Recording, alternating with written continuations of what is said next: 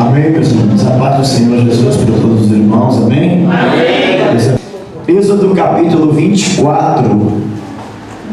Êxodo 24.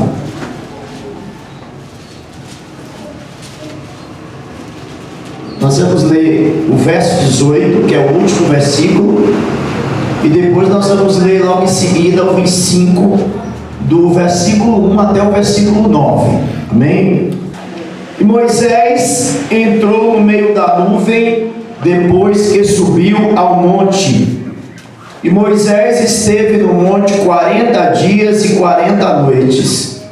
Então falou o Senhor a Moisés, dizendo: fala aos filhos de Israel que me tragam uma oferta alçada de todo homem cujo coração se mover voluntariamente. Dele tomareis a minha oferta alçada. E esta é a oferta alçada que recebereis deles: ouro e prata e cobre, e azul e púrpura e carmesim e linho fino, e pelos de cabras, e peles de carneiros tintas de vermelho, e peles de texugos e madeira de acácia, azeite para a luz, especiarias para o óleo da unção, e especiarias para o incenso, pedras de ônix e pedras de engaste para o éfode e para o peitoral. E me farão um santuário e habitarei no meio deles, conforme a tudo quanto eu te mostrar para modelo do tabernáculo e para modelo de todos os seus pertences, assim mesmo o fareis. Amém?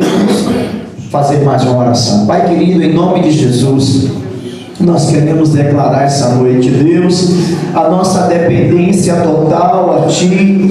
Querido Espírito Santo, venha falar com a Tua igreja, venha, Pai querido, ministrar os nossos corações. Pai, é um assunto da Tua palavra maravilhoso. Nós queremos Te pedir que o Senhor mesmo, querido Espírito Santo, ensine a Tua igreja nessa noite. Nós somos apenas um veículo, que nada da minha mente humana venha passar para os Teus filhos, Pai, porque eles precisam da Tua gloriosa palavra vinda do Teu trono.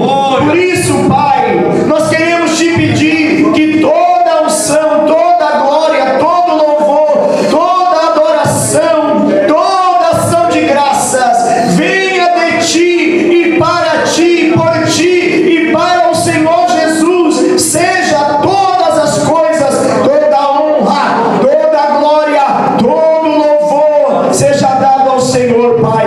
Que a voz da minha alma se cale e que o Teu Espírito Santo use-nos para a Tua glória, em o nome de Jesus. Amém. Podeis assentar, meus amados. Glória a Deus. Meus queridos irmãos, esse assunto do tabernáculo, quando o pastor Claudionor nos convidou, eu gosto muito de ministrar sobre o tabernáculo. Faz alguns anos que nós não ministramos em igreja sobre o tabernáculo. Essa aula do tabernáculo faz parte do nosso seminário, né, Escola Profética, e é uma das aulas, né, é uma das matérias do nosso seminário, não é uma das aulas, porque para ministrar sobre o tabernáculo eu teria que levar, falando com o pastor Claudionor, teria que levar aqui pelo menos, irmão, 3 meses. Não dá para você ministrar sobre o tabernáculo apenas em uma única aula. Louvo a Deus pela visão do pastor de ter passado o culto 7h20, né? A primeira vez que eu vou numa igreja, numa conferência, e alguém dá total prioridade para a palavra. E às vezes a gente vai ministrar, irmão, e às vezes o culto é até as 9, nos passam 10 para as 9. Aí o povo quer ser santificado, mas a palavra diz: santifica-os na verdade, a Tua palavra é a verdade. E uma coisa maravilhosa, irmão, igreja aonde se põe a prioridade na palavra é uma igreja que vai crescer com pessoas sábias, pessoas sérias e pessoas cheias do Espírito Santo. Glória a Deus. Continuem assim, meus irmãos, dando a prioridade para a palavra de Deus, dividindo o tempo todo certinho para que nós possamos nos alimentar. Então, o texto que nós lemos aqui, irmãos, é um texto, né, que todos nós conhecemos, né, quando Deus chamou Moisés para subir ao monte, para anunciar o tabernáculo. Moisés foi ao monte várias vezes, né? Ele foi ao monte para receber o tabernáculo, depois ele foi ao monte para receber as pedras da lei a primeira vez, depois ele foi ao monte para receber as pedras pela segunda vez, e depois ele foi ao monte para morrer. Até para morrer, Moisés foi no monte, né? Sobe ao monte e lá tu verás a terra e lá eu te recolherei. E quando Deus ele dá a revelação do tabernáculo, irmãos, Deus estava abrindo uma revelação tão profunda, tão gloriosa, que abrangeria toda a história do povo de Deus na face da terra. O tabernáculo, ele aponta exclusivamente para Jesus de Nazaré. O tabernáculo da porta até o lugar santíssimo fala exclusivamente de Jesus e de toda a obra de salvação, da obra salvífica de Deus sobre a terra. Quando Deus deu um modelo a Moisés, Moisés não fez o que ele quis, irmãos. Moisés subiu ao monte e lá ele ficou 40 dias e 40 noites. Deus deu a planta do tabernáculo. E Deus é tão lindo, irmãos, que Deus é detalhista. Deus deu o tipo de material, Deus deu as cores, Deus deu os tipos de pedras preciosas, Deus deu os tipos de metais, Deus deu o tipo da madeira, Deus deu todas as medidas do tabernáculo. Irmãos, e é maravilhoso, porque quando você vai ler e vai estudar, todas as medidas do tabernáculo têm um significado, todas as cores têm um significado. Glória a Deus. Todas as peles usadas têm um significado. Glória a Deus. Até o pó do tabernáculo tinha um significado. Glória a Deus. O prego do tabernáculo tinha um significado. Maravilha de Deus. As colunas, tudo, irmãos. E o interessante, irmãos, é que o tabernáculo todo aponta para Jesus. Glória a Deus. Tanto que a Bíblia diz, a palavra tabernáculo, ela vem de uma origem, eu não vou falar algumas palavras hebraicas aqui, senão eu não vou entender muito, eu vou falar muito possível, que é uma coisa assim que tem que dar algumas referências, né? Mas a palavra tabernáculo, que significa tabernacular, ela vem de uma palavra hebraica que significa habitar. Então, tabernáculo, na verdade, é a habitação de Deus no meio dos homens, ou seja, ele tabernaculou no meio do seu povo. Glória a Deus. Ele tabernaculou. Quando a Bíblia diz que Jesus ele veio e habitou entre nós, a Bíblia está dizendo que Jesus tabernaculou em nosso meio. Glória a Deus. Então essa palavra tabernáculo é exatamente a presença viva de Deus entre nós. Quando o povo de Israel fazia uma das festas anuais, eles tinham a festa dos tabernáculos. É diferente. Na festa dos tabernáculos, eles faziam cabanas e eles habitavam 7 dias para comemorar o final da colheita. Então era chamado de festa dos tabernáculos, porque era feito cabanas, era feito habitações.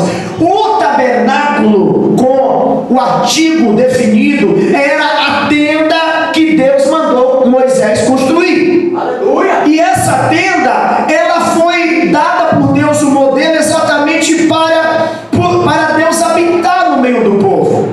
O que isso nos dá logo a ideia, irmãos, logo de cara? Deus poderia dizer para Moisés: olha,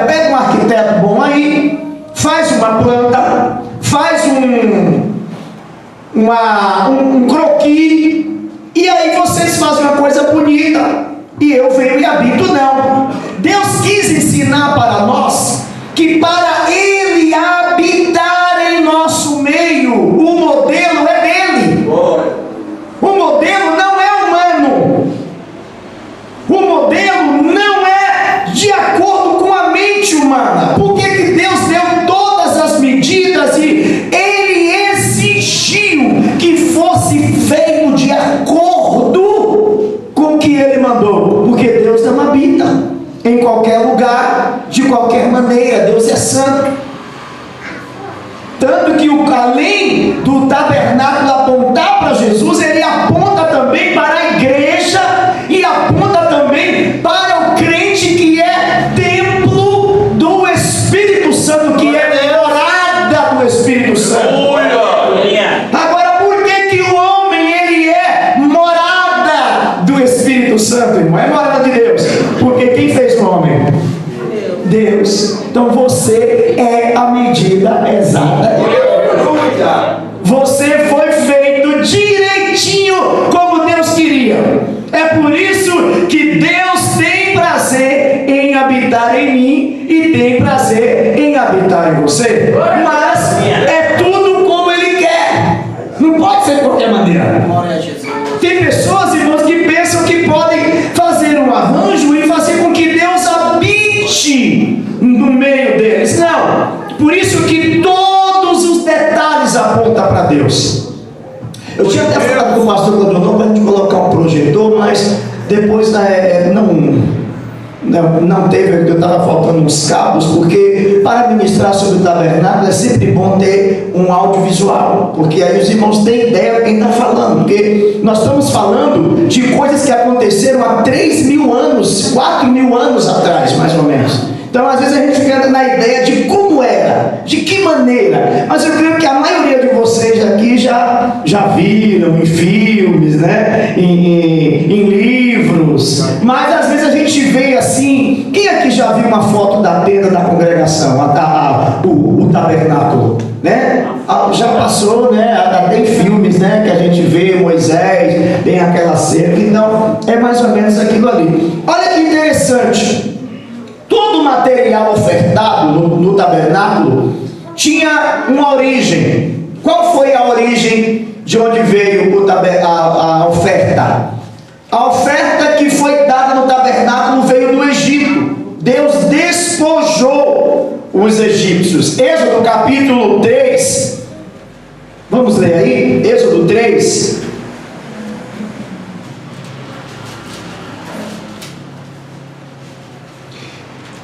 E o verso 21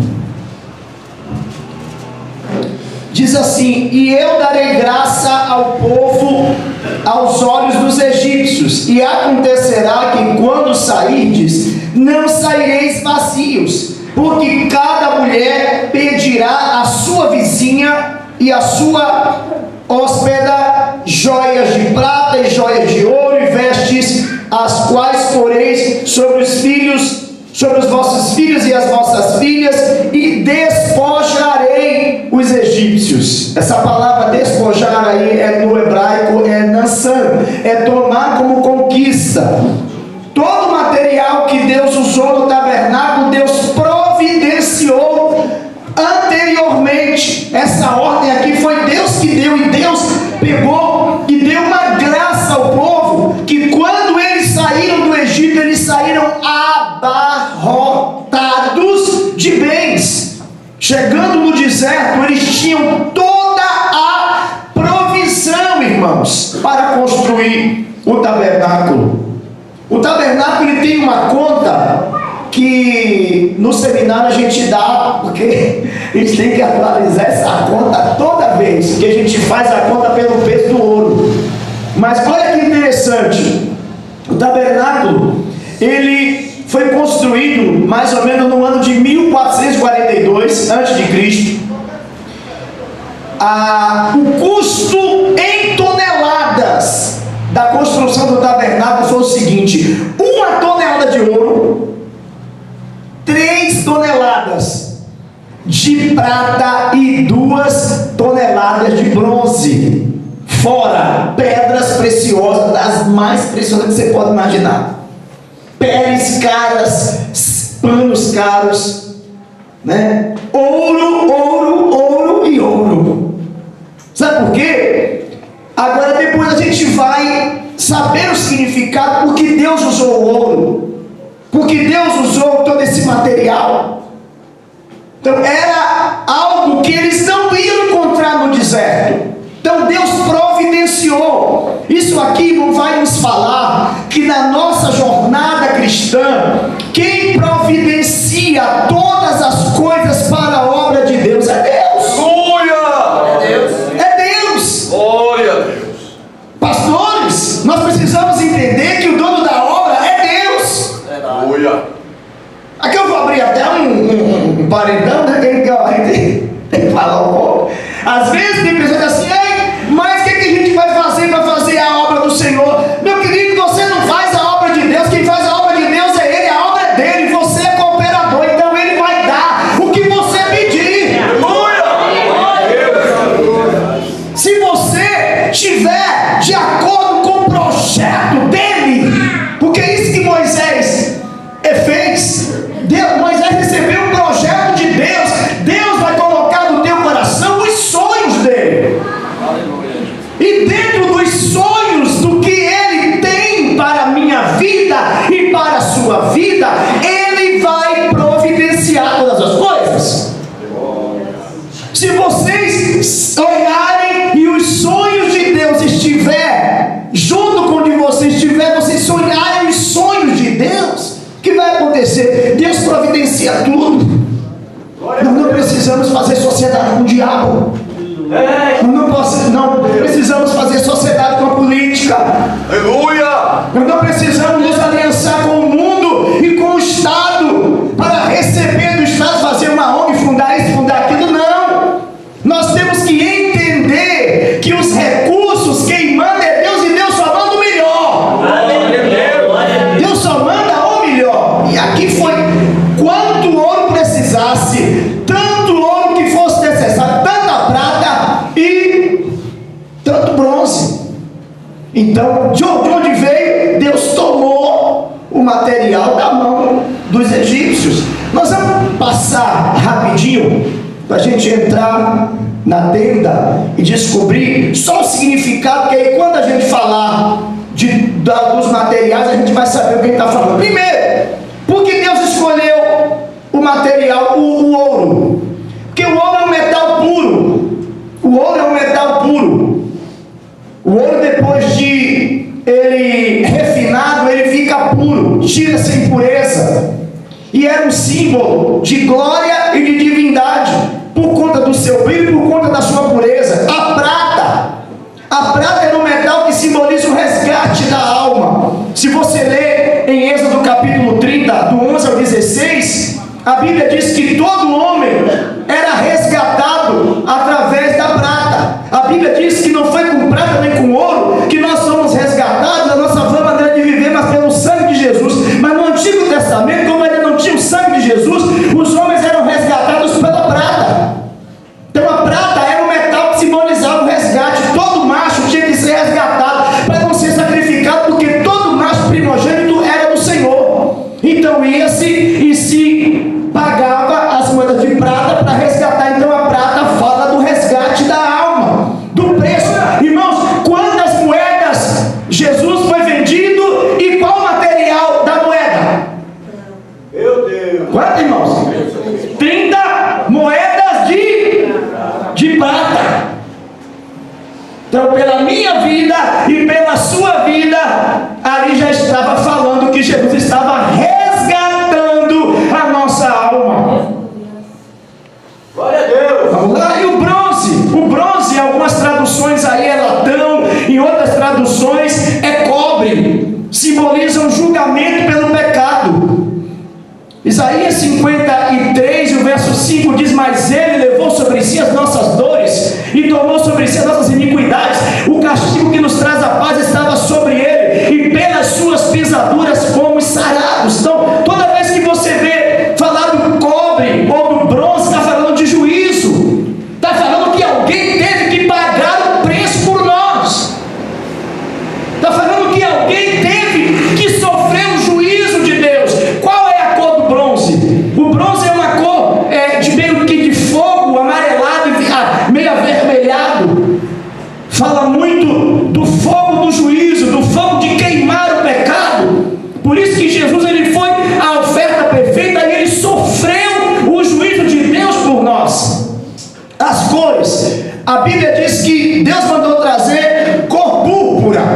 né, cores púrpura para fazer panos tingidos de púrpura. O que fala púrpura? Né? A púrpura era um material que era muito caro. Era extraído a resina ou a substância para tingir, era extraído de animais, né? Era um inseto chamado Cocos ilicis. E esse corante vermelho, desculpa, em cima, o carmesim, esse púrpura, eram tecidos caríssimos, que eram usados só por nobres, só por reis. E quando você vê a cor púrpura no tabernáculo, está falando de Jesus como rei. E o tabernáculo primeiro fala das cores messiânicas. Então púrpura é Jesus como rei.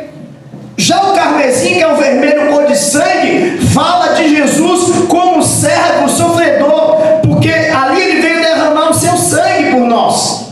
Era exatamente um animalzinho, um inseto que era esmagado e tirava esse corante vermelho. E fala de Jesus como aquele que sofreu e derramou o seu sangue por nós, porque o carmesim é a cor do sangue. O linho branco fala de Jesus como o homem perfeito. E o azul fala de Jesus como o Senhor, como Deus, como o Senhor dos céus.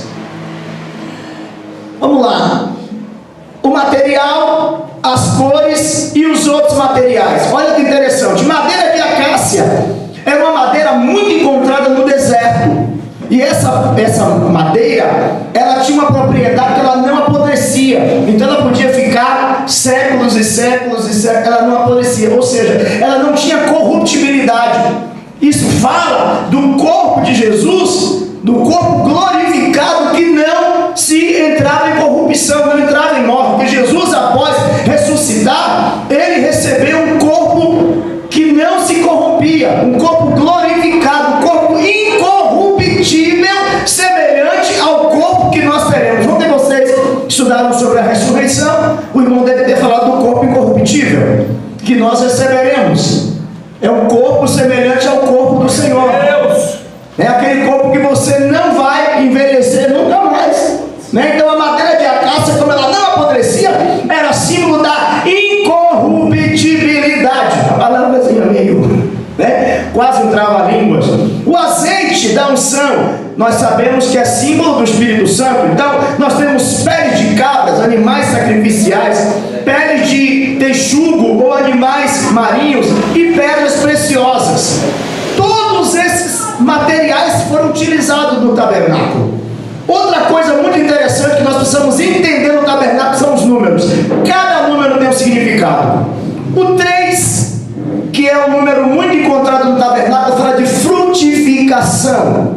Tanto a frutificação de 100, 60 e 30, que fala de Jesus como Deus, homem e servo, e fala dele como Paulo chama a equinócia, que é a humilhação de Jesus. Se você vai ver Filipenses 2, de 5 a 11, mas ele, tendo subsistido em forma de Deus, não usurpou ser igual a Deus, tomando a forma de homem, e chegando à forma de homem, tomou a forma de servo, e chegando na forma de servo, morreu de morte de cruz, e por causa disso Deus o exaltou soberanamente, e lhe deu o nome que está acima de todo nome, para que ao nome de Jesus se dobre todo joelho que está no céu, na terra, e toda língua confesse que Jesus é Senhor, para a glória de Deus Pai.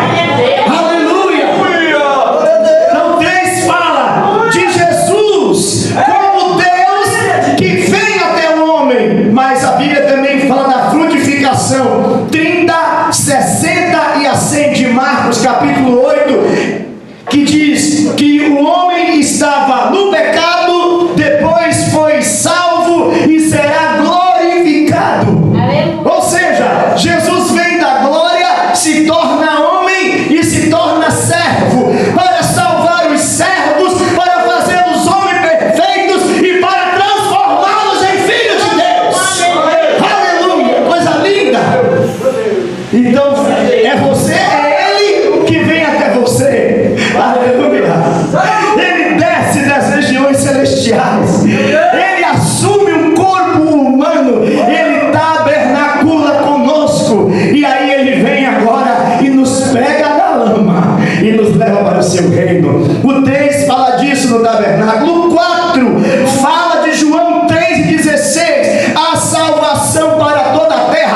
A igreja tem a obrigação de saber de cor João 13,16. Vamos lá? Porque Deus amou o mundo de tal maneira que deu seu Filho unigênito, para que todo aquele que nele crê não pereça, mas tenha vida eterna. amém. É o versículo âmago, é a chave da palavra. Deus amou o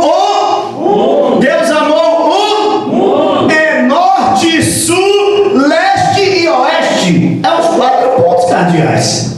E fala que a salvação é para toda a terra. O número 5 no tabernáculo fala dos 5 ministérios de Efésios 4 e 11. O 6 fala do homem criado no 6º dia, do homem que foi criado ao 6º dia, mas que não perseverou, que caiu. Em Gênesis 1, 27 a 31. O 7 fala da perfeição espiritual. Deus, como Criador perfeito, criou tudo e descansou no dia 7º. Aleluia. O 10 fala da responsabilidade espiritual. Mateus 25 e o verso 1 fala que Deus nos chama a responsabilidade. Eram 10 virgens, 5 prudentes e 5 loucas. Então, você e eu temos que ter responsabilidade. O 25 fala da metade de um tempo. É metade de 50 era o tempo. 50 fala do derramamento do Espírito Santo, porque é a festa de Pentecostes. E foi no dia da festa de Pentecostes, Atos 2, capítulo 1 e o verso 1 e 2, que foi derramado o Espírito Santo sobre a igreja.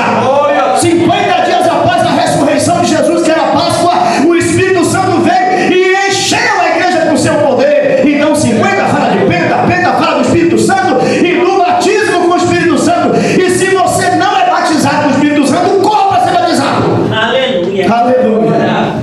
E vamos lá. E 60 fala da responsabilidade do homem, porque é o número 10 multiplicado por 6. Né? Gênesis capítulo 3 e o verso 17. Por quando destes ouvido a voz da tua mulher e comestes da árvore que eu mandei que não comesse, maldita é a terra por tua causa. Então o homem tinha a responsabilidade de guardar o jardim, de guardar a mulher, porque Deus deu a ele o jardim e a mulher. Deus não deu só a mulher, e Deus não deu só o jardim. Deus deu o jardim e deu a mulher. Então você não pode cuidar só da mulher e deixar a obra de Deus. Você não pode deixar a cuidar da obra de Deus e largar a mulher. Aleluia. Se profetizei aí, a questão é minha. E por conta da irresponsabilidade do homem foi que o diabo entrou e roubou a chave. Mas quando a gente tem responsabilidade, o inimigo não rouba. Vamos lá. Primeira coisa, quando a gente o tabernáculo, abri aqui. Pena que só os obreiros vão ver aqui, né? O slide. Da próxima vez, quando nós viemos dar um seminário bem maior, a gente providencia. Aqui eu tinha todo o equipamento, irmão, mas hoje a gente já não tem, né? Houve algumas situações que teve que vender equipamento, né? Não, na verdade eu usava equipamento, mas não era de uso nosso, né? Eu usava para dar aula. Quando você entrava no tabernáculo, uma coisa interessante é que Deus mandou colocar as tribos arrumadas, né? Organizadas. Você tinha o tabernáculo ficava no meio das tribos. A igreja aqui está quase que parecendo a arrumação que Deus deu lá no tabernáculo. O tabernáculo ficava no meio e tinha oeste, leste, que é onde o sol nasce, o sul e o norte. Então foi que Deus mandou fazer, ó, 3 tribos para lá, 3 para cá, 3 para cá e 3 para cá, porque eram 12 tribos. O tabernáculo em si, irmãos, ele era uma grande bússola. Por que uma grande bússola? Imagina você no meio do deserto, um deserto que você nunca andou, e você não tem experiência em rota para poder você andar no deserto. Você não tem uma bússola. Há 4.000 anos atrás o povo saiu do Egito como escravo. Se Deus não tivesse misericórdia, eles teriam saído pelados, porque o escravo não tinha direito a nada, e eles não tinham a bússola. Então o que foi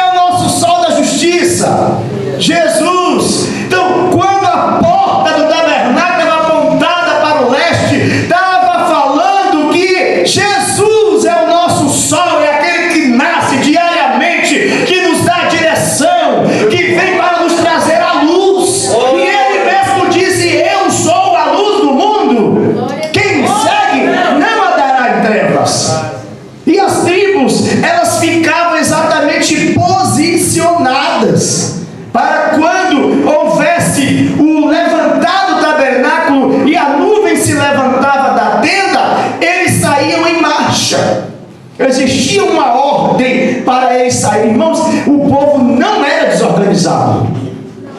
Eles saíam, cada tribo levantava as suas tendas e levantavam as suas bandeiras, e eles se colocavam na frente, os filhos de Arão, os sacerdotes, os coatitas, eles e os levitas, eles desmanchavam a tenda, eles enrolavam tudo para sair, e a tenda, a arca ia na frente para dar direção, a nuvem ia guiando, e vinha a ordem das tribos, vinha Judá, Isacar, e eles vinham, cada um, eles se colocavam em fileiras, e o estandarte de cada tribo ia na frente para marcar. Você não podia sair da sua tribo para ir em outra. E isso também era dividido porque ali dava a tribo de Dan. Então todo mundo ali da tribo de Dan, todo mundo aqui da tribo de Isacar, todo mundo lá da tribo de Efraim, todo mundo aqui da tribo de Judá. Olha que divisão linda. Aleluia. Agora, por que Deus fez isso, irmãos? Quantas pessoas saíram a pé? Quantos homens de guerra saíram a pé do Egito? Segundo a palavra de Deus, 600 mil homens que puxavam a espada de 20 anos para cima. Agora veja só, 600 mil homens, mais 600 mulheres, 600 mil mulheres, 1.200.000. Agora vamos juntar aí, 600 mil casais. Naquela época o povo tinha filho que era uma bênção. Põe aí um casal com 12 filhos. É misericórdia, meu irmão Zé. Aí você faz, quem é bom de matemática aí? 600 mil vezes 12. Meu Deus, é mais de 7 milhões, irmão.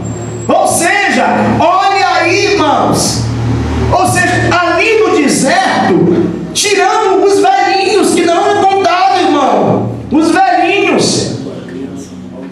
Você imagina um arraial com mais de 7 milhões de pessoas, sem ter organização, a bagunça que não ia ser. Aí vamos lá, deixa eu ver uma criança bem pequenininha aqui, né? A menor que tem aqui, de colo, né? Aquela ali de rosinha ali, né? É a menorzinha, né? Já pensou aquele bebê ali perdido no meio da multidão? Menina, de onde você é? A menina não sabia falar, era criança perdida, era a mulher que entrava na tenda da outra e pegava a panela que não era dela, era homem que não sabia onde estava, era criança. Aí olha a bagunça, irmão. Mas Deus é tão organizado, irmão, que Ele organizou uma cidade no meio do deserto, com ruas, avenidas, estradas. Aleluia! Você era da tribo de Dan, você via lá a bandeira da tribo de Dan, você sabia que a sua casa era a 12ª da quinta fila. Olha Deus! Aí o sujeito ia lá, que organização, não sou o nosso Deus para um negócio desse, irmão. E o tabernáculo ficava bem no centro, porque aonde você estivesse no acampamento, você sabia onde era o centro do acampamento, porque de dia a coluna de nuvem media mais de 50 metros de altura, e de noite era coluna de fogo. Deus tremendo. Aleluia! Deus preparou de dia uma sombra, e de noite preparou um farol. Eu costumo dizer que Deus foi o inventor do ar-condicionado. Os irmãos sabem que no deserto onde eles estavam, irmão, na parte do dia, a temperatura era tão causticante que chegava a quase 50 graus centígrados. Em areia, irmão, em areia. Imagina, areia. E à noite, irmãos, era uma temperatura brusca, caía de 50 para 50 abaixo de zero. É um choque térmico muito grande, ou seja, a pele do povo romperia no deserto e as pessoas morreriam.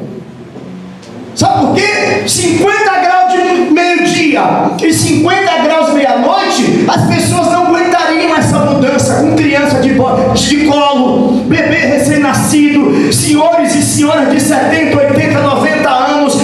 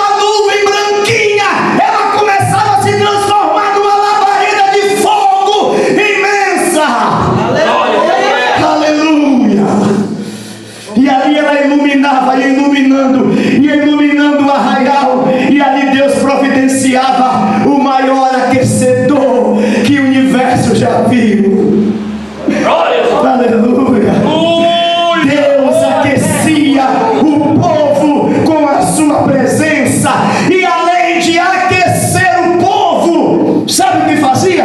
Além de ter 50 graus centígrados, o deserto era um lugar cheio de animal peçonhento, era escorpião e serpentes ardentes, que matariam toda aquela congregação de picada.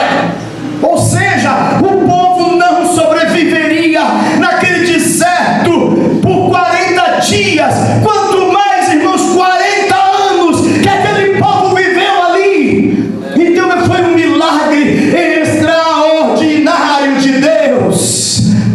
Mas isso só foi possível porque Deus mandou fazer uma tenda aonde ele viesse e habitasse no meio do povo. Glória a Deus. Glória a Deus, aleluia. Quando se você estivesse lá, se você chegasse na porta da tenda, a primeira coisa que você ia dar de cara era com uma cortina muito bonita. A tenda era formada por 60 colunas. Essas colunas eram 20, eram 40, eram 20, 20, 10 e 10. Era 20, 60. 60 era 2, 4, 6, 8. Era mais ou menos 20 colunas, mais 20 colunas, 40, mais 20, 10 e 10. Então era 20 de um lado, 20 do outro, 10 e 10. 60 colunas ao total, que sustentavam uma cerca de linho fino branco. O que eu falei, o linho fino fala de quê? Fala de Jesus como homem perfeito, mas também fala da justiça de Deus, da justiça perfeita de Deus, que faz separação entre o pecador e o santo. Então Deus deixou bem claro que havia uma separação por conta do pecado do povo. Então era aquelas cortinas e só tinha uma porta no tabernáculo para entrar. Só tinha uma entrada, e essa entrada era uma cortina feita com 4 cores, e aquela cortina eram suspensas com 4 colunas, 4 colunas de base de bronze, madeira de acácia e topo ou ornamento de prata. Olha que coisa linda! Aquela cortina eram feitas das 4 cores que falam de Jesus como Messias. É lindo, quando eles chegavam na frente, eles não reconheceram Jesus. Eles tinham a palavra de Deus viva ali, eles não reconheceram Jesus. Quando eles chegavam na tenda, que eles traziam os animais para serem sacrificados, como o povo comum não podia entrar, só os levitas, os sacerdotes e o sumo sacerdote, eles deixavam o animal ali, faziam a transferência de imposição de mãos, e ali eles faziam o ato da transferência do pecado para o animal. Aqui eu abro um parêntese. Quando nós falamos sobre isso, irmãos, a gente manda e ensina muito cuidado com imposição de mãos na sua cabeça de quem você não conhece. Imposição de mãos é transferência de personalidade. Quando alguém impõe a mão na sua cabeça para orar por você, dizendo que vai ministrar alguma coisa sobre você, cuidado, só permita quem você conhece a índole e a vida. Aleluia. Glória a Deus. Sabe por quê? Porque a Bíblia diz: não imponhais as mãos precipitadamente, não participeis de pecados alheios. Quando o animal sacrificial vinha na tenda da congregação, o pecador colocava a mão na cabeça do animal, seja ele uma cabra, um cabrito, um bode, e transferia para aquele animal o seu pecado. Às vezes uma pessoa cheia de adultério vai vir pôr a mão na nossa cabeça. O que é que vai transferir, irmão? Se eu só posso dar aquilo que eu tenho. Aqui eu fecho parênteses. Quando chegava-se na porta, você via a cortina com 4 cores. A primeira cor era a cor púrpura, era o linho púrpuro. A cor púrpura era uma cor de panos que só reis se vestiam por ser muito caro. A cor púrpura fala de Jesus como rei.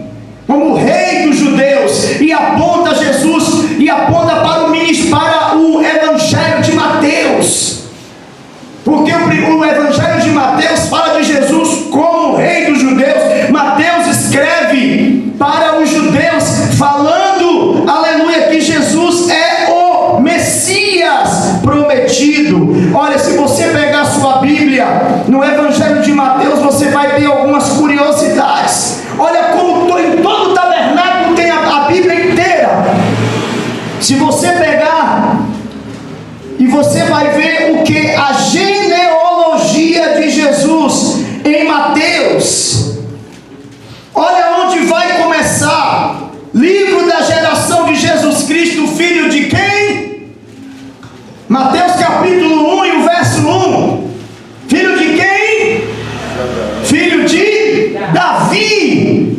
Quem foi Davi? Davi foi o rei. E da onde Deus falou que levantaria o Messias? Da descendência de Davi. Então a primeira cor que estava ali apontava para Jesus como rei dos judeus, como rei, e ali apontava para o primeiro evangelho, o evangelho de Mateus. A segunda cor era vermelho, cor de sangue, aponta para Jesus no evangelho de Marcos. Vocês podem perceber, irmãos, que em Marcos não tem genealogia. Por que não tem genealogia, irmãos? Porque um servo, ele não tem genealogia. Um servo não tem genealogia. E você vê em Marcos algumas citações, aleluia, que diz que ele veio dar a sua vida, ele veio cumprir a profecia. Marcos capítulo 10 e 45 diz que ele veio cumprir a profecia de Isaías 42 e o verso 1. Ele foi o servo que veio para ser servido, e para servir e não para ser servido. Até na ceia Jesus mostra a sua característica de servo. Ele se levanta em meio à ceia, ele tira a túnica, ele veste um avental, ele pega uma bacia e ele começa a lavar os pés dos apóstolos. Os irmãos sabem, uma ceia, irmãos, a função de lavar os pés de quem era? De quem era? Do servo. Mas não era só o servo, era o servo mais humilde. Existiam classes de servos. Existiam uns que lavavam as mãos, existiam outros que colocavam a mesa, mas lavar os pés era o servo do servo do servo. Oh, eu amo esse Jesus, eu amo esse Jesus maravilhoso. Aquele que ele tomou o lugar mais humilde na mesa. Ele veio para lavar os nossos pés. Por isso que Isaías diz: verdadeiramente ele tomou sobre si os nossos pecados. Aleluia. Segunda cor da cortina era carmesim, grave bem, era púrpura, carmesim e branco. O branco fala de Jesus como um homem perfeito e aponta Jesus, aleluia, para o evangelho de Lucas, porque Lucas foi escrito para os gregos, Marcos foi escrito para os gentios e Mateus foi escrito para os judeus. Então quando Lucas ele escreve para os gregos, porque Lucas não era judeu, Lucas era grego, Lucas estava mostrando para os gregos que tinham a cultura humana, a cultura antropocêntrica, onde o homem era o centro da cultura. Lucas estava apontando que Jesus era um homem perfeito, era um homem sem defeito, sem mácula, sem ruga, sem mancha, era um homem de caráter ilibado, que ninguém podia dizer dele: olha, eu te vi assim, você pecou, você fez isso. Jesus tinha um caráter irrepreensível, porque quando ele veio entre nós, ele foi 100% homem e 100% Deus. Ele não deixou a sua divindade, mas ele assumiu a humanidade. Aleluia, Jesus. E você pode ver, se você abrir a sua Bíblia em Lucas, de onde é que Lucas começa a genealogia de Jesus. Lucas capítulo 23. Vamos ver aí? De onde Lucas começa e até aonde Lucas vai. 3. Aleluia. Aleluia. Eu estou só na porta, irmão. Eu estou só na porta do tabernáculo. Glória a Deus. Lucas 23, olha de onde começa. Ele começa de José, como se dizia-se pai de Jesus, porque ele não era pai de Jesus. E vai até quem, irmãos? Vai até quem? Vai até Adão, no verso 38. Então Lucas mostra Jesus, o homem perfeito, ou seja, aquele que veio para fazer o que Adão não fez. Adão, ele perde no paraíso, ele cai no paraíso, ele é derrotado no paraíso. Mas Jesus, ele vence aonde? Aonde, irmãos? No deserto. Glória a Deus. Jesus, ele vence Satanás no deserto. E isso é para nós entendermos, irmãos, que não é o local que vai nos dar vitória, mas é o nosso caráter, é a nossa maneira de ser, é a nossa vontade de servir ao Senhor. Você pode estar no deserto e vencer o inimigo, e você pode estar no paraíso e perder para ele. Ele é o homem perfeito. E por último, o azul da cortina da primeira entrada fala de Jesus como Deus, aponta para o Evangelho de João. João não é na verdade um evangelho, João é um tratado, porque João escreveu o seu livro para combater uma seita já na época dele, que dizia que Jesus não era Deus, os gnosticistas.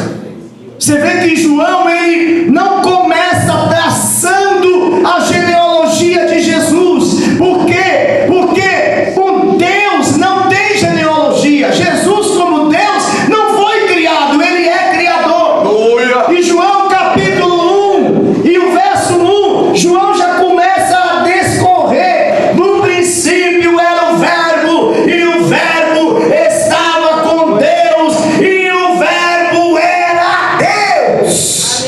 Glória a Deus. Jesus é Deus. Jesus é Deus. Aleluia. Então, você chega na frente do tabernáculo, você já tinha os 4 evangelhos, irmão, pregado ali na cara. Eram as 4 cores messiânicas. E por que elas eram suspensas por 4 colunas? Aí é onde a gente cai novamente em João 3,16, porque a salvação é para toda a terra. Glória a Deus. A salvação é para toda a terra. Quando Jesus, aleluia, quando o povo de Israel chegava no primeiro véu, eles não enxergaram Jesus. Porque o primeiro véu era conhecido, irmãos, como o caminho. O caminho. O primeiro véu era chamado de o caminho. Por isso que quando Jesus chega para os judeus, ele diz: eu sou o caminho. Eles quiseram matar Jesus. Sabe por quê? Porque Jesus estava dizendo: eu sou a porta do tabernáculo. Eu sou a porta do tabernáculo. Aleluia. Por isso que Jesus disse: eu sou a porta. Quem entrar por mim sairá e achará passagens. E o interessante, irmãos, que o verbo poderia até estar errado. Ele diz: eu sou o caminho, a verdade e a vida. Ninguém não é vai. Não é vai? Não é bem. Ah, é vem? Está vendo? Ninguém vem ao Pai a não ser por mim. Quando as falsas testemunhas chegar na sua porta dizendo que Jesus é um Deus com D minúsculo, diga para ela: você só vai ser salvo se você passar por Jesus, porque Ele é a porta. Aleluia. Verdade. Ele disse: ninguém vem ao Pai se não for por mim. Então o caminho é Ele. Tem que entrar por Ele. Se não entrar por Jesus, irmão, não adianta. Verdade. Desse jeito. Pode oferecer bode em cabeça de porco, pode fazer oferenda de galinha preta, pode fazer o que for, pode pegar o chicote e se lançar todo e se cortar, não adianta. A porta do evangelho, a porta da salvação é Jesus de Nazaré. Aleluia. Glória. Entrando no tabernáculo, quem podia entrar? Os sacerdotes. Primeira coisa que eles davam era, né, com a primeira peça. Eu ia falar sobre a coluna, mas só a coluna aqui, eu ia dar uma aula só da coluna. Eu vou deixar a coluna para a próxima, que já são 8h15, irmão. Nós só entramos pela porta da tabernáculo. Eu ia falar sobre a coluna, mas eu vou deixar vocês com curiosidade para a próxima. Se é o dedo, vocês não vão querer mais ouvir o irmão falar sobre o tabernáculo. Quando os judeus entravam, os sacerdotes e levitas pegavam o animal, entrava, a primeira peça que eles davam era o altar do holocausto.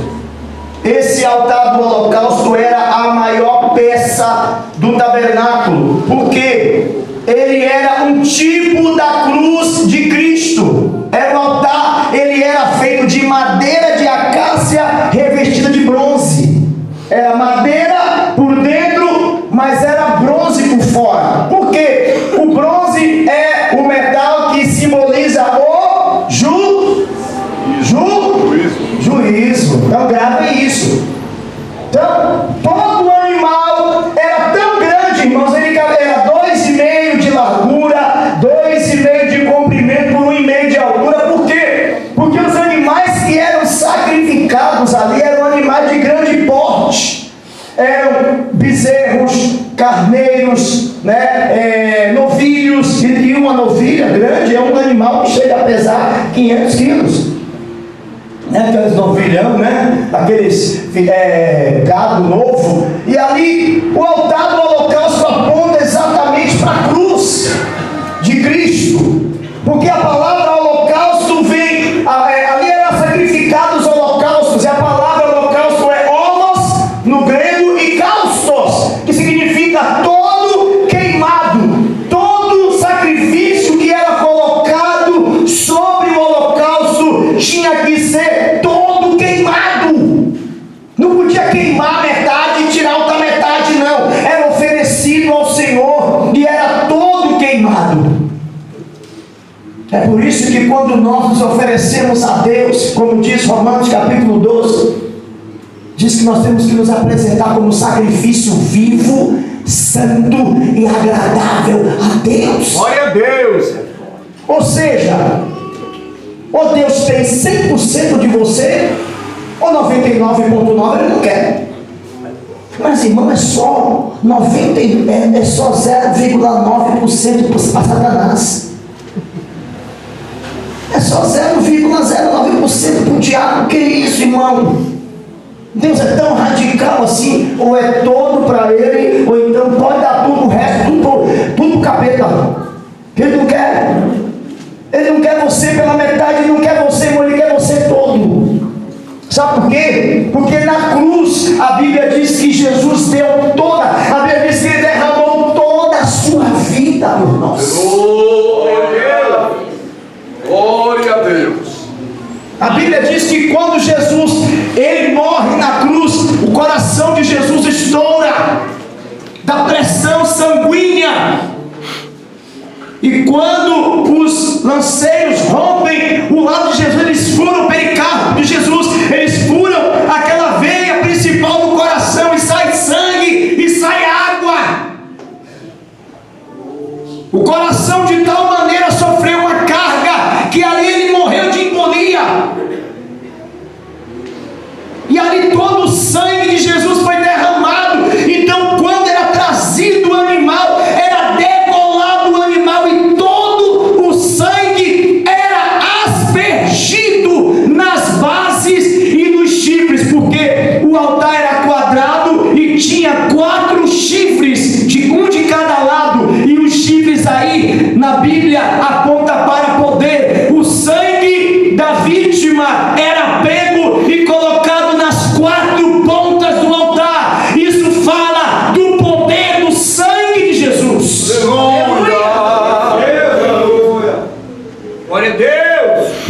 primeira coisa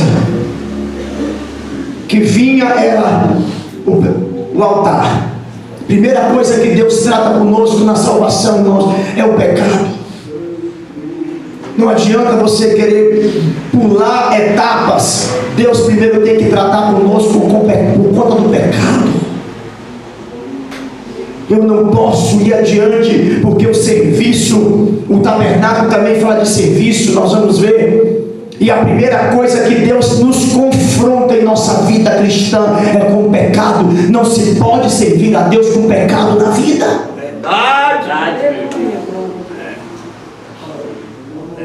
O tabernáculo, além de ser uma figura, também é didático para nós hoje. Também é lição.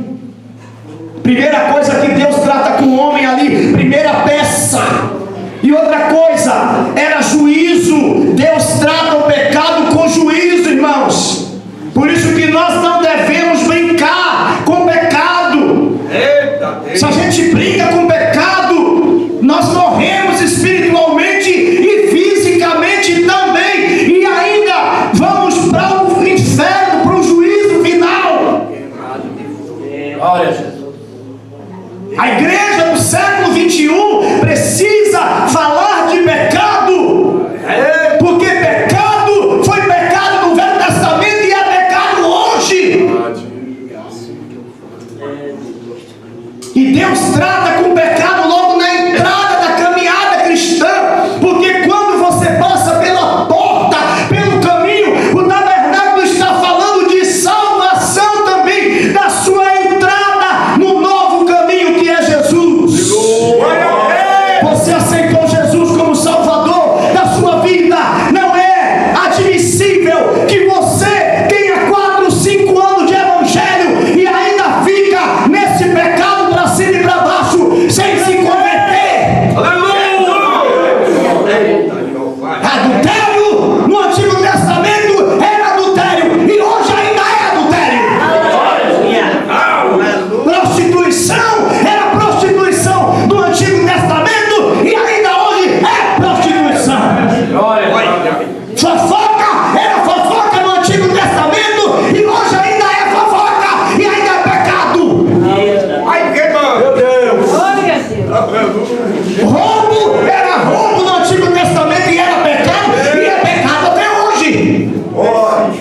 Deus não brinca. Existem princípios e valores que Deus não muda, irmãos.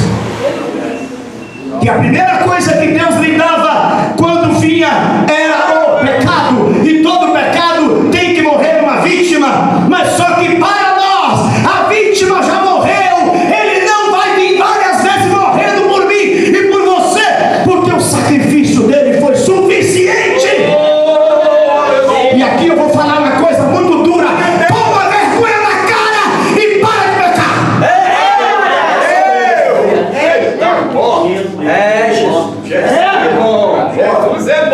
Sabe por quê?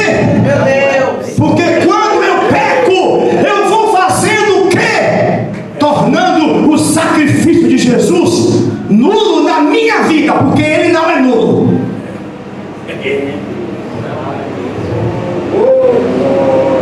Alguns dias atrás eu ministrei uma mensagem sobre o sangue fala. Eu falei sobre a linguagem do DNA do sangue. E Hebreus fala que se nós tomarmos o sacrifício de Jesus comum e fizermos agravo ao Espírito da graça, nós seremos vítimas de um juízo temerário. Horrenda coisa é cair nas mãos do Deus vivo. Ai, mas eu não vou pecar porque o diabo vai me pecar. Tenha medo do diabo não. Tenha medo do diabo não, filho. Tenha medo de cair na mão do Deus vivo. Tenha medo de cair na mão do Deus vivo. Não peque, porque você tem medo do diabo. O diabo vai entrar na sua finança, na sua casa, no teu casamento, na vida dos teus filhos, na tua vida e fazer bagunça. Não, tenha medo de pecar, sabe por quê? Para não desagradar aquele que te ama. Meu Deus, deixa eu ir na frente, senão eu não consigo falar. O altar do holocausto. Agora interessante, irmãos, é que o sangue também era derramado na base do altar. Por que na base? Porque fala que a nossa salvação, ela não é qualquer coisa, ela não foi por qualquer valor. Pedro fala, não foi com prata, nem com ouro, que fostes comprado, não fostes resgatados da vossa maneira de viver, mas como o sangue do Cordeiro imaculado, o sangue de Jesus. Aleluia. Glória a Deus. O altar também do holocausto falava também da primeira festa, a Páscoa. Porque foi na Páscoa que Jesus foi imolado. A Páscoa fala da saída do Egito, fala da saída nossa saída do mundo. E aí nós temos que tirar o mundo de nós, né? Nós saímos do Egito. Sai do Egito, ó, larga o Egito para lá. Glória a Deus. Larga o Egito, né? E o que é o Egito hoje, irmãos? É o Egito, né? Não, nós não tem nada a ver. A gente assistia aquela novelinha da Globo que fala de homossexual, que os homossexuais se beijam. Não está entrando na minha casa, vai, pastor. Eu vou falar tudo, viu? Deixa Deus. Mas o Egito não é aquele filminho lá da Netflix, aonde o homem está lá naquela situação com aquela fulana lá, e só aquela coisa assim meio superficial. Não me contamina não, pastor, que é isso? Você é muito quadrado. Irmão, a Bíblia diz que as más conversações corrompem os bons costumes, e um pouquinho de fermento levanta toda a massa. Então a primeira Páscoa fala da saída do povo do Egito. Agora, olha que interessante. Quando o povo saiu do Egito, eles chegaram no deserto. Sabe o que foi que eles tiveram vontade de comer, pastores? O que mais? Cebola. Pepino e cebola.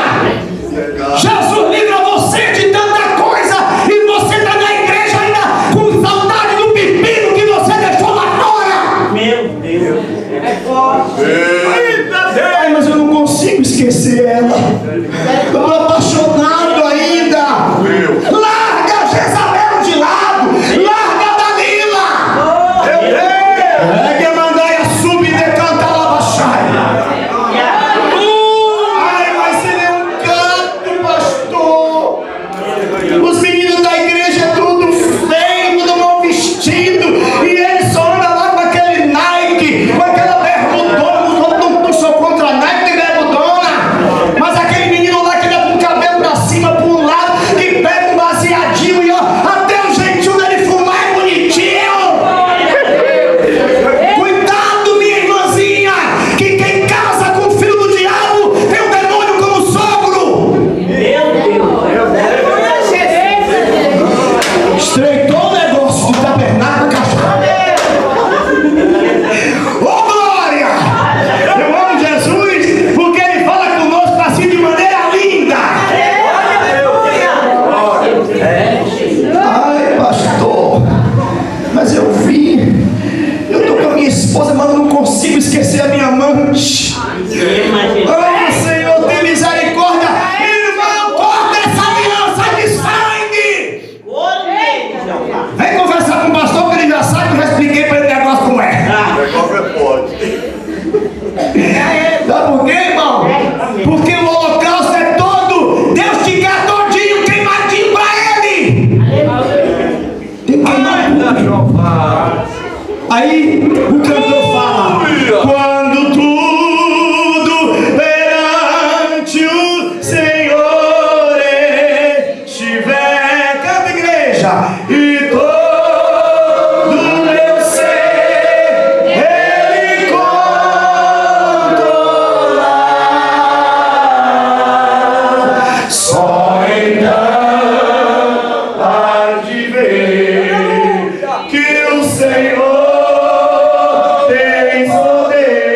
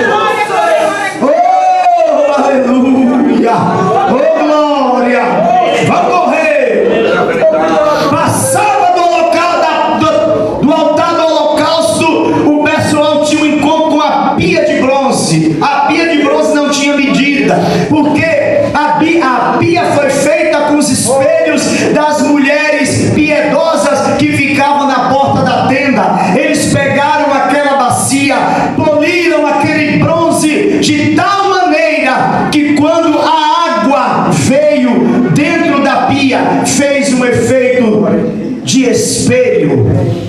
E era uma pia muito grande, aonde os sacerdotes, aleluia, se lavavam depois que ofereciam o sacrifício. Fala de juízo por ser de bronze, fala da palavra e do Espírito como agente regenerador. João 3:5 diz que aquele que não nascer da água e do Espírito não pode ver o reino de Deus. Aleluia. Fala da santificação pela palavra. João 15 diz, João 17 diz, santifica-os na verdade, a tua palavra é a verdade. Deus abençoe, meu querido. Aleluia. Fala da palavra como espelho. Tiago diz em Tiago 1:22 que quando nós contemplamos o nosso rosto na palavra, nós somos limpos. Ou seja, a grande pia fala de purificação. Se o altar fala de perdão, de tratar com os pecados, a pia fala de limpeza, de santificação, que é um processo contínuo na vida do crente. Ora, Paulo diz bem claro, para nós nos santificarmos. Sem santificação ninguém verá Deus. Então quando os sacerdotes eles iam, olha que interessante, irmãos, eles iam, e como eles estavam no deserto, e Deus não permitia que eles entrassem na tenda da congregação de sandálias, eles serviam descalços, para lembrarem que eles ainda eram humanos, para lembrarem que eles ainda tocavam na terra. Por isso que quando eles entravam ali e iam se lavar, eles pegavam, ao servir o holocausto, eles se banhavam, lavavam mãos, lavavam o rosto, e eles se viam na água, que era um grande espelho, para ver se não tinha alguma sujeira, alguma impureza, porque saindo da bacia de bronze, eles iriam entrar no lugar santo, e eles não poderiam conservar sujeira. Isso fala da palavra de Deus que nos limpa. Sabe qual é o resultado de você ler a Bíblia diariamente? É ela te santificar. Ela vai te limpando. Vai te limpando. E também, irmãos, a palavra, além de nos limpar, ela é agente purificador. Paulo fala ensinando aos crentes de Filipenses, Efésios. Deixa eu pegar a referência aqui, senão a gente passa a referência errada. Ele está ensinando aos homens limparem as suas mulheres pela palavra. Efésios 5:27. Obrigado, pastor. Olha o que diz aqui, ó: vós maridos, amai as vossas mulheres, como também Cristo amou a igreja, e assim mesmo se entregou por ela para santificar, purificando-a com a lavagem da água pela palavra. Além da palavra nos limpar, nós também temos que limpar outras pessoas com a palavra. Na ceia, quando Jesus veio lavar os discípulos, o que foi que ele lavou, irmãos? Os pés. Na antiga aliança lavava-se mãos. Por quê? Porque eram as obras tinha que limpar aquela purificação. Mas na nova aliança nós já estamos puros. Mas por que tinha que lavar os pés? Porque ainda tocamos nesse mundo, ainda podemos fazer parte de contaminações. Vamos lá, saindo daquela grande bacia, quando eles se limpavam, eles chegavam diante do segundo véu. O segundo véu ficava na porta da tenda, porque o tabernáculo era o pátio, a parte externa, e a cabana chamava-se tenda da congregação ou tenda da presença. E olha que interessante, a tenda, a cortina também tinham 5 colunas, não eram mais 4, porque 4 lá no caminho estava falando do pecador que vem para Jesus. Todo o pátio, irmão, irmãos, está nos falando da primeira fase da nossa vida espiritual. Você vem para Jesus, aceita Jesus como Salvador, é batizado é limpo pela palavra. Não deu nada, não caiu a ficha dos irmãos? Primeira fase da vida cristã, irmãos, é para você se preparar. Por isso que a luz que iluminava o pátio era natural. Na primeira fase da sua vida cristã, é natural que você cometa meninices, porque a Bíblia fala que Paulo dizendo, quando eu era menino, fazia coisa de meninos. É a nossa primeira maturidade, nossa primeira infância. Mas olha que na infância Deus já dá o leite racional não falsificado para que vá crescendo. Agora você passar 10 anos na igreja, ainda precisando que o pastor te dê chuquinha. Aleluia! Aí se eu for do culto e o pastor não me der oportunidade hoje eu saio daquela igreja, porque eu vim de lá daquela congregação e eu sou obreiro. Meu Deus.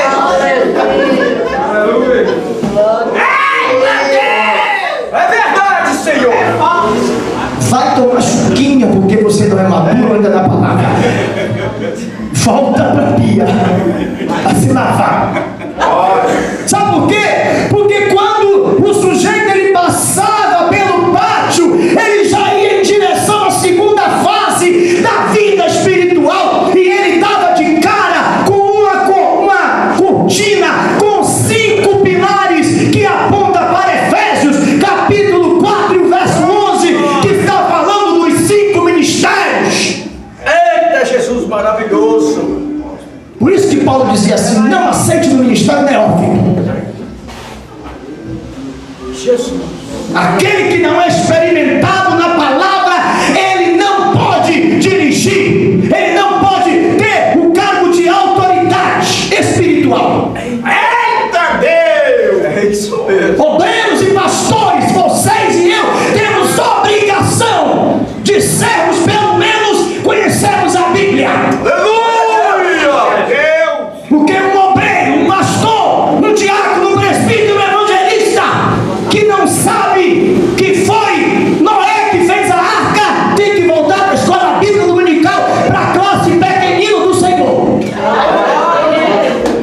Meu Deus! Glória de verdade. Jesus é bom. Ai, irmão, Deus. Aleluia. mas na minha Bíblia, no meu tempo, para ser ungido a pastor, tinha apenas que saber celebrar a Santa Ceia e dar a bênção apostólica. Mas e aí, irmão? O culto é só a Santa Ceia e a bênção apostólica, e quando viu os pepinos? Eu quero ser pastor, porque pastor é uma bênção, está num grau, né? Irmão, se você souber o que a gente pega de bode no gabinete, não é brincadeira, né, pastor Toninho?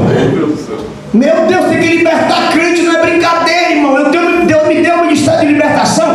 Eu não trabalho com pessoas de rua, eu trabalho com pessoas dentro da igreja. De 15 anos de igreja, vai cair demoniado. Cai, pastor, cai. Agora a gente vai jogar fora, não. A gente ama, traz para perto e tome Jesus da vida. Tome-lhe Jesus, tome-lhe sabão, tome-lhe enxaguante. Eita Deus! Passa uma peneira, um raladorzinho, o cara sai brilhando. Eita Deus, como é que eu faço? Acabou o tempo. Aleluia, aí acabou o tempo e a pilha do negócio está indo embora. Me dá a minha mala, tá? Eu coloco aqui. Coisa boa, irmão. Quando Jesus quer conversar com a gente, né? Põe aqui para nós, querido. E tá caindo aqui a pilha. Então, quando você olhava que entrava na tenda, eram 5 colunas, simbolizando o ministério apostólico, o ministério evangelístico, o ministério profético, o ministério evangelístico, o ministério de pastor e o ministério de mestre. Eu não vou ter condição de falar sobre os 5 ministérios, que só os 5 ministérios é um seminário. Mas ele passava... Isso, jovem. Glória a Deus. Foi aí? Maravilha. Ainda não fui. Ah, fui. O segundo véu também tinha umas 4 cores messiânicas, só que tinha uma característica, eram as 4 cores. Quais eram? Vamos lá? Escola bíblica. Vamos lá? Púrpura, carmesim, branco e azul. Isso. Só que tinham desenhos de querubins. Fala da natureza divina de Jesus. Porque os querubins eram seres angelicais que tinham 4 faces. Meu Deus, não vai dar tempo de falar sobre as 4 faces. Porque cada face tem uma característica. Era rosto de quem? De leão, apontando Jesus no Evangelho de Mateus como rei. Era rosto de boi, mostrando Jesus como servo no Evangelho de Marcos. Era rosto de homem, mostrando Jesus como homem perfeito no Evangelho de Lucas. E era rosto de águia, mostrando Jesus como o Senhor do céu e da terra. Isso mostra também que quem chama para o ministério é o Senhor Jesus. Porque quando você sai do pátio, é Deus te dizendo: entra na tenda, que eu tenho um negócio particular contigo.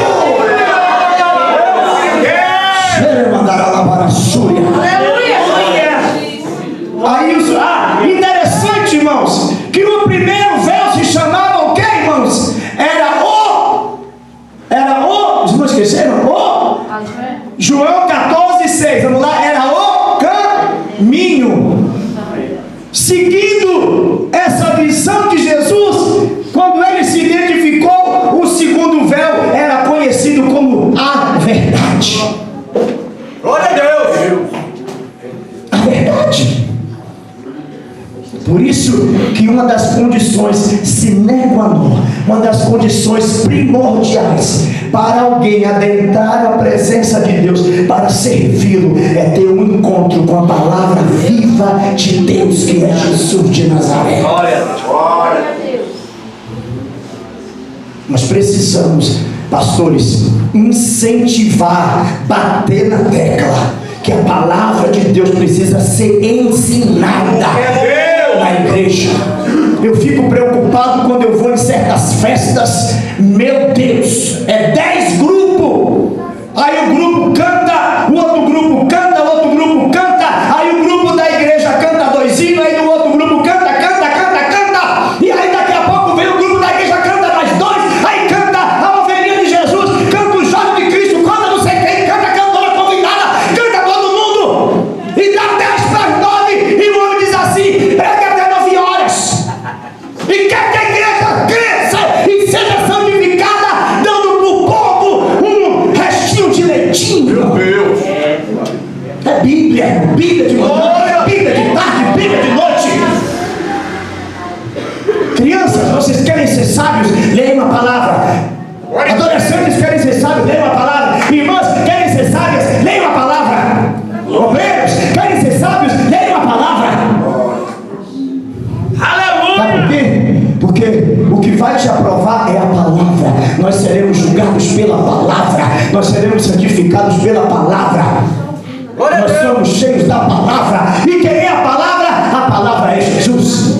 Ele disse: eu sou a verdade. Aleluia, Jesus. Quando se entrava na tenda da congregação, se você entrasse, como eu estou aqui de frente, você tinha 3 móveis no lugar santo. Você tinha a menorá. Quem sabe o que é a menorá? É aquele candelabro com 7 pontas. Alguém, os irmãos já viram, né? Tem muitas figuras de igrejas, bíblias. A menorá ficava de que lado? Ficava desse lado entrando, do lado esquerdo. É que eu sou meio dislexo, lembra que eu fico sem saber qual. Quando eu tinha carro, na hora que eu colocava a seta para ir para a direita e para a esquerda. Era uma bênção. Então, vamos lá. O menorá ficava do lado esquerdo. E aí o que acontece? O menorá ficava do lado esquerdo. Do lado direito ficava o pão, a mesa, com 6 pães de um lado e do outro. Eram 12 pães da proposição posição ou da presença que ficavam os incensos em cima, e era oferecido diariamente. E quando aquele pão era recolhido, os sacerdotes comiam aquele pão. O óleo da unção era colocado no candelabro, e dentro da tenda da congregação, irmãos, só tinha a luz da menorá. Ou seja, a luz da menorá era acesa pela brasa lá do altar. O sacerdote ia lá, pegava a brasa do altar, porque segundo uma tradição judaica, a primeira chama que acendeu o altar do holocausto na inauguração do tabernáculo veio da nuvem da glória que acendeu. Por isso que a Bíblia diz: o fogo arderá continuamente sobre o altar e não se apagará. Porque foi Deus quem acendeu. O fogo na minha e na tua vida, quem acendeu foi Deus. Você foi batizado com o Espírito Santo de Deus, e foi Jesus quem te batizou, e foi Jesus quem te encheu e te acendeu a mim e a você. Por isso que tem que manter aceso. Aí eles iam lá, pegavam uma brasa e trocavam o óleo, colocavam o óleo e acendia, porque a menorá era símbolo do Espírito Santo de Deus e as suas virtudes. Glória a Deus, Senhor. Aleluia, Jesus. A mesa com os 12 pães simbolizavam a palavra viva, porque o sacerdote ele entrava, né? Ele comia ali os pães, se alimentava, e quando eles estavam dentro do tabernáculo não podia acender nenhuma outra lâmpada, era só a menorá. Ou seja, na nossa caminhada cristã, a única luz que tem que haver em nós é a luz de Cristo, é a luz do Espírito Santo. E olha que interessante, a menorá está aqui e a mesa está aqui em perfeito equilíbrio. Quando Paulo fala do crescimento do crente, ele fala o quê? Antes crescei na graça e no conhecimento. Crescei na graça e no conhecimento. Por isso que estavam paralelas uma à outra, sabe por quê? Porque eu e você temos que crescer proporcionalmente. Você não pode ser cheio do Espírito Santo e não conhecer a palavra, e você não pode conhecer a palavra e não ser cheio do Espírito Santo. Uma coisa preenche a outra. Antes crescer na graça e no conhecimento. Sabe por quê? Senão fica assim. Você já viu, pastor, aquele crente assim, ó, é assim, ó. Né? Já viu, né? Aqueles crentes assim, né? Você chega num lugar, eles estão sempre assim, né?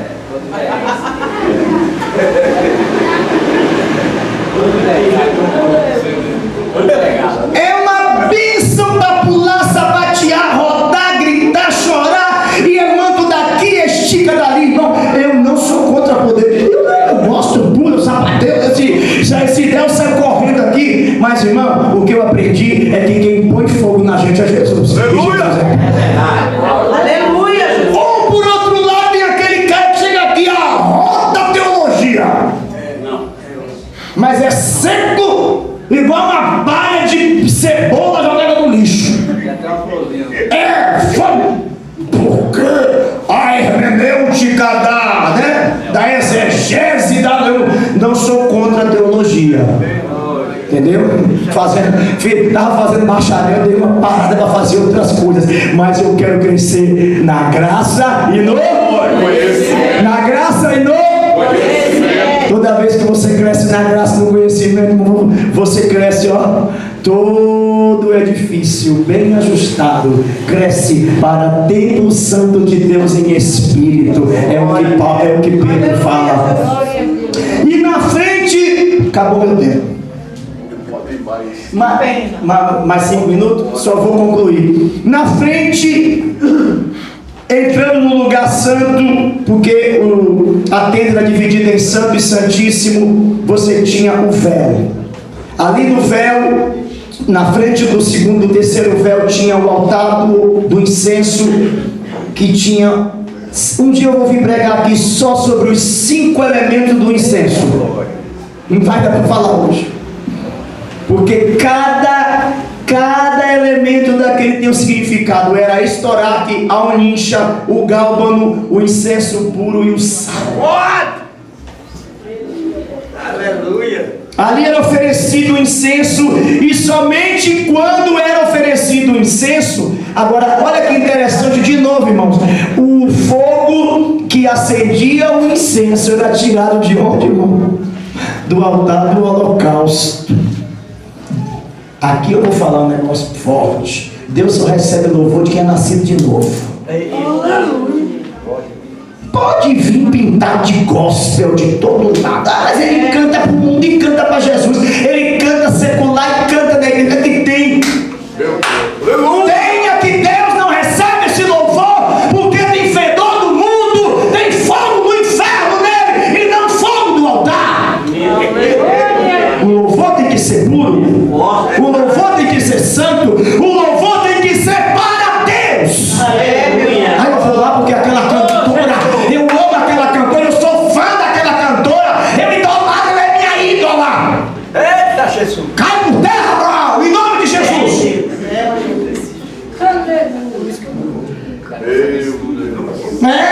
E é uma tal de fanpage. Eu tô curtindo fulana, aonde fulana vai eu vou. Eu não sou radical não, irmão, mas tem coisa que cheira de idolatria e fede a idolatria.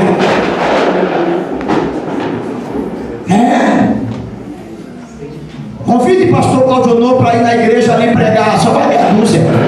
Convide a fulana para cantar, o fulano que tem nome. Idolatria, irmãos. Por isso que o fogo do holocausto, do incenso, era tirado do altar do holocausto. Só pode oferecer incenso a Deus quem tem vida de Deus na sua vida e quem já morreu. Pode cantar bonito, pode cantar com técnica, pode fazer trocentos melismas, pode chegar aqui e colocar todo mundo para chorar. Se não tiver vida de Deus, meu irmão. Um pastor conhecido foi pregar no congresso rápido. Chegou lá, se hospedou num hotel e alguém perguntou: o senhor quer um acompanhante? Ele falou: como assim acompanhante? É porque os pastores que vêm esse congresso aqui sempre pedem um acompanhante. Aí ele disse: misericórdia, Jesus. Subiu pro quarto, chegou lá, passou a noite, desceu e ele veio com a agenda na mão. E daqui a pouco entrou um casal se agarrando dentro do elevador e se beijando. E aquela coisa que parecia, ele nem reparou quem era que ele estava olhando lá. E daqui a pouco, quando ele saiu primeiro, os irmãos disseram: paz do Senhor, pastor fulano. Ele viu que quando ele olhou para trás, o cara olhou assim para ele e tomou um susto. Quem era o cara que estava se agarrando? Era o cantor que tinha cantado na noite anterior e tinha levado a igreja lá onde ele estava a euforia total, e ele estava com uma prostituta dentro do quarto. Tem que rasgar tudo, meu irmão. Tem que rasgar tudo, meu irmão. Passando o terceiro véu, era chamado o parroquete. Foi o véu que foi rasgado quando Jesus morreu. Como foi que nós falamos? João 14:6. Eu sou a. E o terceiro véu era quem? A vida.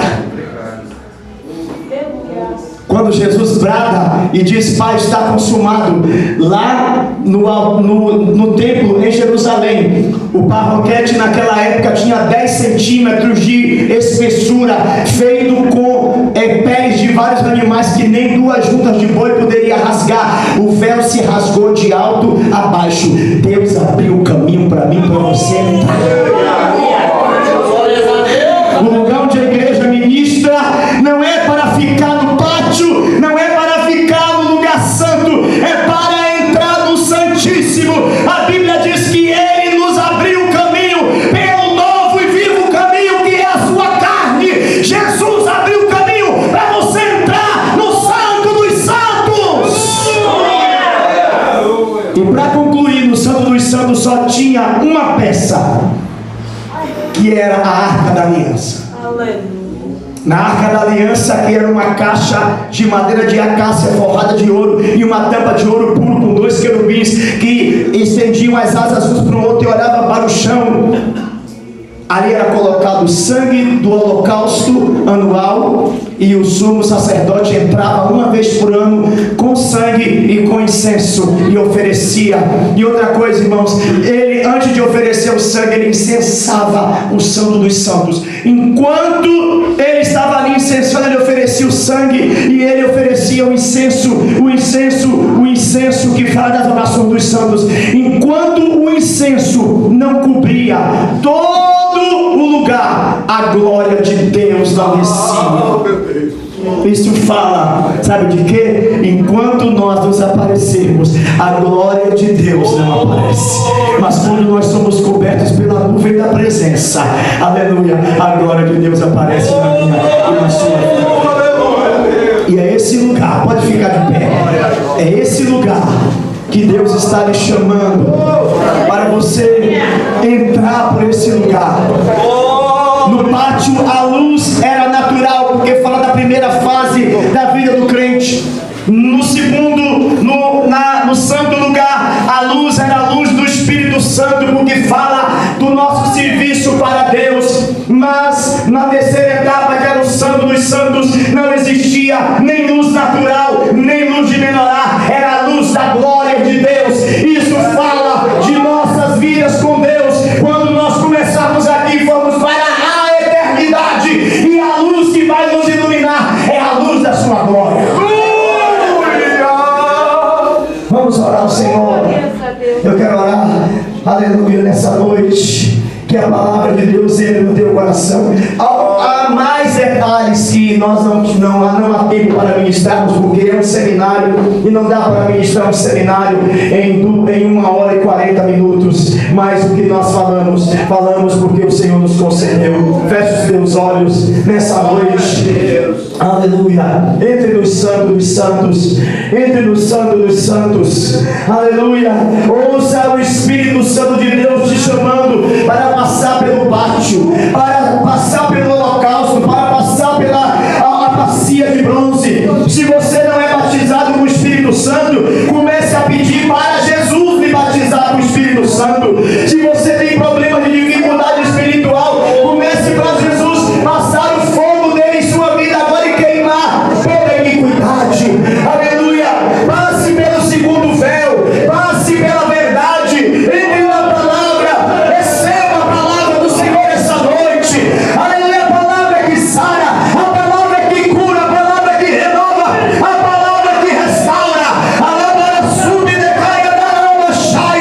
Receba a palavra de Deus essa noite para curar a tua vida, para trazer reavivamento na tua vida, para trazer transformação.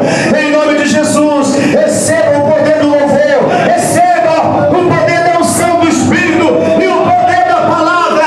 Adore na palavra e no Espírito.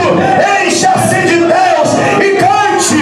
Abre a tua boca, adore ao Senhor, incendiado e aceso pelo fogo do altar do holocausto que foi aceso pelo Senhor Jesus. Pai, nós te adoramos, nós te bendizemos, nós te glorificamos.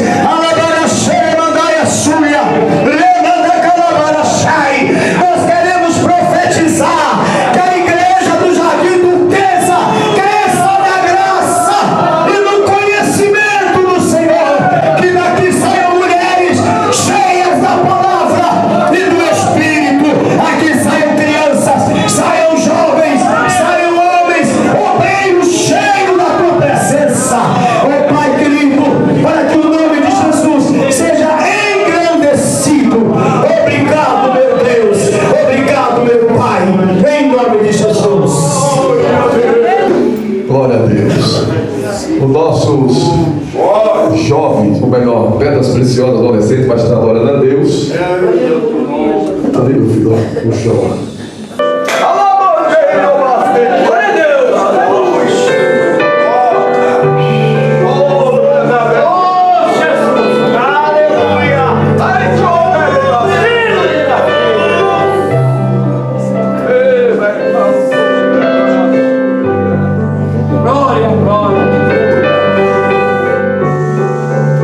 Porque me resgatou, porque